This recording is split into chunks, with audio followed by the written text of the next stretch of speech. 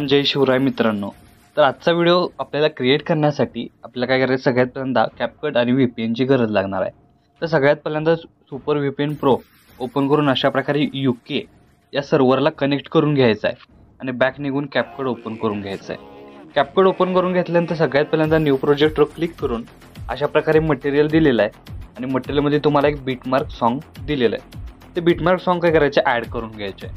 आता ॲड करून घेतल्यानंतर सगळ्यात पहिल्यांदा तुम्हाला अशा प्रकारे इंटरफेस दिसून येणार आहे। तर हे सगळ्यात पहिल्यांदा काय करायचं आहे, या व्हिडिओचा आहे ते आपल्याला सॉन्ग आहे ते एक्सट्रॅक्ट करून घ्यायचा आहे। त्यासाठी हा व्हिडिओ सिलेक्ट करून हा खालील ऑप्शन स्क्रोल करत तुम्हाला एक्सट्रॅक्ट ऑडिओ म्हणून तुम्हाला इथं ऑप्शन मिळून जाईल। तर बघू शकता अशा प्रकारे ऑप्शन स्क्रोल करत एक्सट्रॅक्ट ऑडिओ अशा प्रकारे ऑप्शन मिळेल, त्याच्या क्लिक केल्यावर बघू शकता अशा प्रकारे ऑडिओ आहे तो एक्सट्रॅक्ट होऊन गेलेला आहे। तर नेक्स्ट स्टेप काय करायचे, स्टार्टिंगला येऊन आता बघू शकता बीटमार्क मी प्रॉपर इथं दिलेलं तुम्हाला। तर जिथं बीट चेंज होतोय, तर पहिला बीट त्यानंतर सेकंड बीट जिथं चेंज झालं तिथं आपल्याला काय करायचं आहे, दोन भागात स्प्लिट करायचे। म्हणजे काय करायचं, प्रॉपर असं इथं बीटमार्क मार्क करून घ्यायचं आहे। तर अशा प्रकारे तुम्ही प्रॉपर शेवटपर्यंत अशा प्रकारे बीटमार्क करून घ्या। मी हे अशाच प्रकारे बीटमार्क करून घेतोय।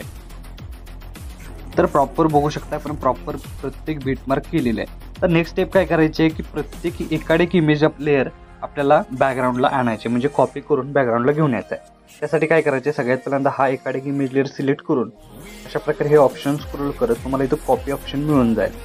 कॉपी म्हणजे डुप्लिकेट ऑप्शनवर क्लिक केल्यानंतर आपल्याला या सेकंड लेअरचा थर्ड म्हणजे आपल्याला डुप्लिकेट झालेला आहे आणि त्यानंतर बॅक निघून ओव्हरलेवर क्लिक करायचं आहे। ओव्हरलेवर क्लिक केल्यानंतर अशा प्रकारे इमेज येईल, तो आपल्याला त्या लेअरमध्ये अशा प्रकारे खाली सेट करायचे आहे। तर सेट केल्यानंतर नेक्स्ट स्टेप काय करायचे, एक इमेज मध्ये सोडून थर्ड इमेज लेअरला परत एकदा आपल्याला हे ऑप्शन स्क्रोल करत डुप्लिकेट ऑप्शनवर क्लिक करून आणि ह्या डुप्लिकेट लेअरला आपल्याला काय करायचं आहे, ओव्हरले करून प्रॉपर अशी ही इमेज प्रॉपर एकाड एक इमेज लेअर प्रॉपर सेट करून घ्यायची आहे।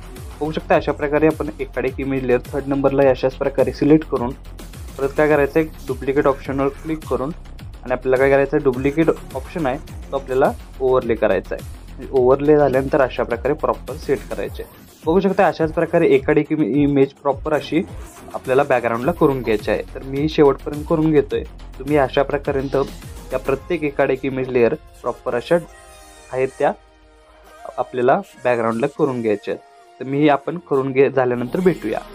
तर बघू शकता आपण प्रॉपर अशा प्रकारे प्रॉपर असं इथं प्रॉपर असं बघू शकता एकाड एक इमेज लेअरला आपण बॅकग्राऊंड करून घेतलेलं आहे। आता नेक्स्ट स्टेप काय करायचे की प्रत्येक इमेज लेअर आपल्याला रिप्लेस करायचे। तर इथं आपल्याला काय करायचं आहे, चेंज इमेज करण्यासाठी ते ऑप्शन्स काय करायचे, स्क्रोल करायचे आणि ते रिप्लेस ऑप्शनवर क्लिक करून तुमचा इमेज इथं काय करायचा आहे, म्हणजेच फोटो इथं ॲडजस्ट करून सेट करायचे। बघू शकता अशा प्रकारे। तर प्रत्येक ठिकाणी अशाच प्रकारे आपल्याला इथं रिप्लेस ऑप्शन करून क्लिक करायचे आहे। रिप्लेस ऑप्शनवर क्लिक केल्यानंतर प्रॉपर आपला इमेज आहे तो सेट करून घ्यायचा आहे आणि जो बॅकग्राऊंडला इमेज आहे त्याला पण आपल्याला अशाच प्रकारे इमेज आहे तो रिप्लेस करून प्रॉपर असा सेट करून घ्यायचा आहे। बघू शकता अशा प्रकारे प्रॉपर असं शेवटपर्यंत प्रत्येक आपल्याला बीटमार्कला अशा प्रकारे प्रत्येक आपल्याला जो इमेज इथं यूज करायचा आहे तो इमेज काय करायचा आहे, प्रॉपर असं सेट करून घ्यायचा आहे। तर अशा प्रकारे मीही शेवटपर्यंत हा इमेज ॲड करून घेतोय। तुम्ही अशाच प्रकारे शेवटपर्यंत हा इमेज म्हणजे तुम्हाला जो यूज करायचा तो इमेज ॲड करून घ्या।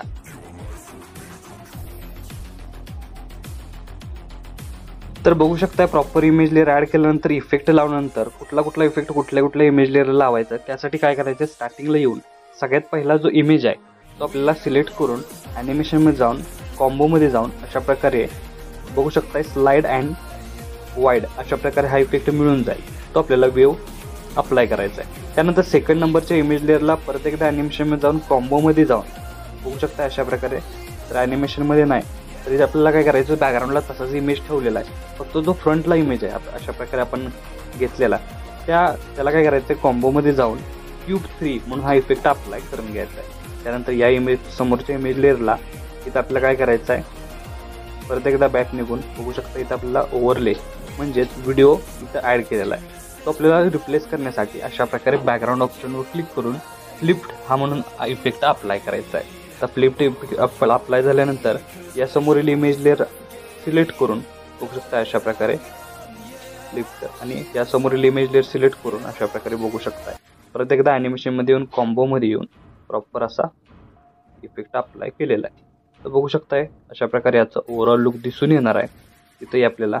आणि त्यानंतर थर्ड नंबरच्या बघू शकताय इथं आपल्याला बघू शकता इथं आपल्याला काय होणार आहे की इथं थर्ड नंबरला आपल्याला अप्लाय काय केलेला आहे की जो बॅकग्राऊंडचा इमेज आहे तो अशा प्रकारे ठेवून जो फ्रंटचा इमेज आहे तिथं आपल्याला काय करायचं आहे, बॅक निघून बघू शकता इफेक्टवर राईट क्लिक करून अशा प्रकारे इफेक्ट अप्लाय केलेला आहे. म्हणजेच 3D इफेक्ट ॲनिमेशनमध्ये जाऊन कॉम्बोमध्ये जाऊन तुम्हाला तो इफेक्ट मिळून जाणार आहे. फक्त इथं काय होणार आहे की आपल्याला जिथं आपण बॅकग्राऊंड इमेज म्हणजे फ्रंटला जो इमेज ॲड केला आहे त्याला फक्त 3D card to effect apply करायचा आहे. त्यानंतर या समोरील इमेज लेअरला परत एकदा सिलेक्ट करून ॲनिमेशनमध्ये जाऊन कॉम्बोमध्ये जाऊन अशा प्रकारे इफेक्ट अप्लाय करायचे आहे. आणि ह्याचा जो इफेक्ट आहे तो आपल्याला काय करायचा आहे बघू शकता इफेक्टमध्ये जाऊन मेन इफेक्टमध्ये जाऊन रिप्लेस ऑप्शनवर क्लिक केल्यानंतर रेट्रोमध्ये रोलिंग फिल्म म्हणून तुम्हाला ऑप्शन मिळून जाईल. तो ऑप्शन इथं अप्लाय करायचा आहे.